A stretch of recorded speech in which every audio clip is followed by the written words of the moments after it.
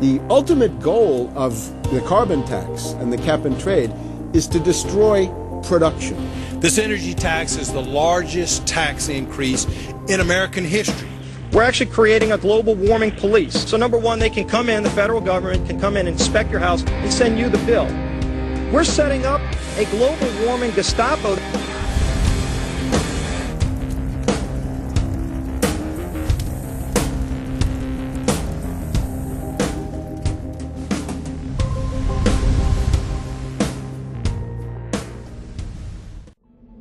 My name is Dr. Tim Ball. I'm a climatologist. I have a PhD in climatology from the Queen Mary College, the University of London, England. And I've been studying climate both with my 9 years in the Canadian Air Force, where it was essential to flying, and then after that at the university. So it's essentially been the whole theme of my career. Initially we're called climate skeptics. I said, but all scientists are skeptics. If you're not a skeptic, you're not a scientist. And then when that didn't work, then they came out with the charge that we were climate change deniers. And I remember when I was first called a denier, and it was in the Times of London and England. And of course the word denier was clearly deliberately chosen because of the Holocaust connotations of that term. So it was not only a charge that you were ignoring the truth, but you were doing it in a very evil way. And of course, I laugh about that now because my whole career has been anything but a climate change denier. I've spent my career trying to educate people to how much climate changes naturally. So I'm anything but a denier, but of course that is part of the politics. Under the Nazis, there was something called race science. They had a lunatic theory of eugenics, the Aryan heritage, and all the rest of this. Absolute crackpot pseudoscience. There was no empirical measure or empirical test for the validity of those theories. They simply asserted them, and if you were a professor who stood up to them, then the Gestapo would come and take you away. We are perilously close to such a situation right now. Any academic, any other figure standing up to say the global warming theory of Al Gore is a piece of crackpot nonsense is in danger. You'd be fired from a government job, and in many universities, your job would be in danger. And of course, it's also part of what's called ad hominem, that if you can't defeat the person's argument rationally, you start attacking the person. And we see that with these terms, and we see it with Al Gore calling them flat earthers. Congressman, you began by denying that there is a consensus on the science. There is a consensus on the science. Well, you mustn't have been listening to our testimony that we've had for the last few days with dozens of experts that have come in who have given completely different views. Well, I would encourage you to go back and look at the testimony this committee's heard. There are people who still believe that the moon landing was staged on a movie lot in Arizona.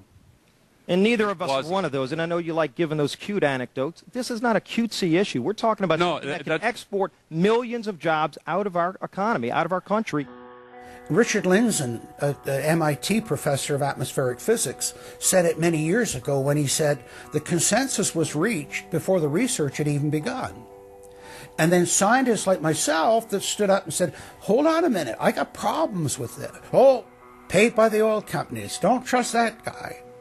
What the international scientific community is saying is correct. There is no legitimate basis for denying it.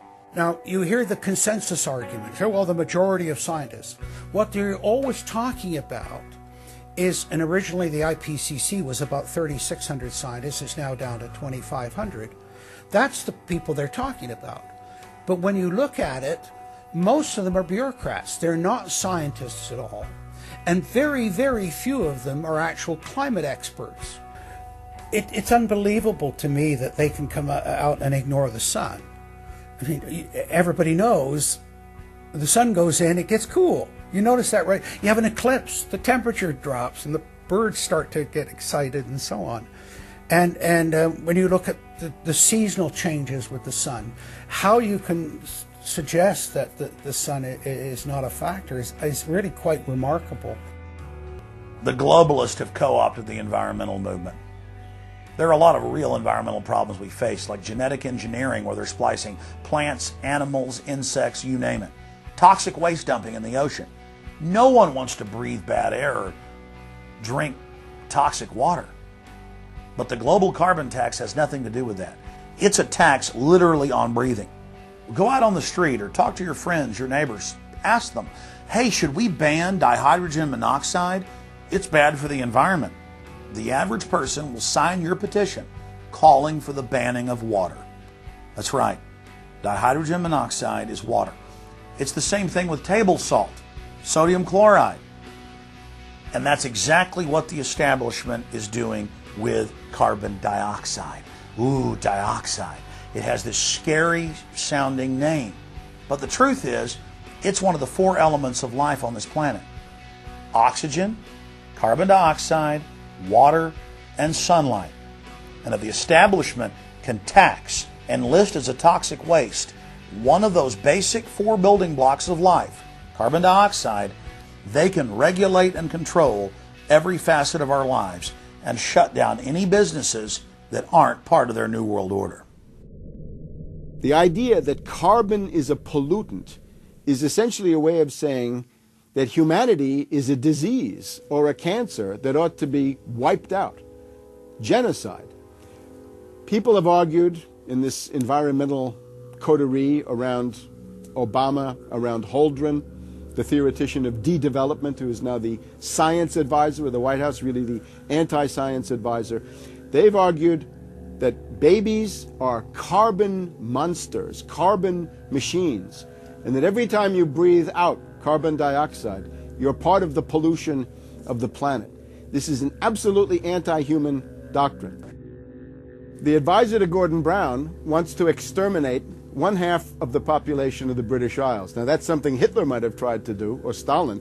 They didn't succeed. Will Gordon Brown do it? You can read this in the statements of these lunatics, radical environmentalists, fanatical Malthusians, tree huggers, whatever you want to call them. This is an ideology of genocide which can be documented exhaustively, ad nauseam, out of their own statements. When Gore said the science is settled, that raised red flags amongst the media, and then also amongst a lot of other people that sort of knew that that wasn't true, other scientists, and started to look at it. And of course, the more they looked at it, the more they realized, no, science is never settled. We're now told that you have to buy carbon offsets. In other words, if you have sinned by having a carbon footprint and by carbon emissions, you've got to buy a carbon offset, which is usually a scam. Somebody claims to have planted an acre of grass in the third world. It never happened. They take your money and laugh all the way to the bank. But they're telling you that in order to cleanse your guilt, you've got to buy a carbon offset. Talk about carbon polluters. You talk about them. It's my understanding that back in 1997, when you were vice president, Enron's CEO, Ken Lay, was involved in discussions with you at the White House about helping develop this type of policy, this trading scheme. And is that accurate? Is it inaccurate? It's been reported. I don't know, but I met with Ken Lay, as lots of people did, before anybody knew that he was a crook. Right, and clearly you can see why so many of us are concerned about this type of cap-and-trade energy tax that would be literally turning over this country's energy economy. I didn't know him well enough to call him Kenny Boy. Well, but you knew him well enough to help devise this trading scheme, and obviously we know what Enron and these big guys on Wall Street like Goldman Sachs, and I know you've got interest with Goldman Sachs. No. Well, that's been reported. Is that not accurate? No, I wish I did. With executives you're partnered in companies with executives from Goldman Sachs. Well, if you're not. Al Gore has got to be the greatest con artist in modern history. This guy claims he invented the internet, even though it's on record he's a liar, and he got away with it. He was the pitchman that successfully sold, as vice president, NAFTA and GATT, that's lowered the standard of living in the United States and Mexico and almost completely deindustrialized our country. Now he's saying you should pay him and his private company, set up by Enron, a carbon tax on breathing. Look, if you want to buy Al Gore's propaganda, go ahead. But before you do that, you should at least look into the claims he's making. There was a meeting in the White House in 1998 between Al Gore and Bill Clinton, Ken Lay, and Lord Brown. Okay, well, who were these people? Well, we know the president, the vice president. Ken Lay, of course, was the president of Enron. And Enron was a major, major player in the carbon credit, carbon trading. And in fact, stood to make an enormous amount of money out of it. And so it was part of the, I think, part of the collapse of Enron. And Lord Brown, of course, was the head of the largest oil company in the world. And they were looking to buy into this, as is happening now, where the energy companies are becoming the big promoters of, oh, we got to go green, we got to go to alternate energies, and all of this this stuff. They saw a business opportunity and leapt onto it, and one that would make them look green again.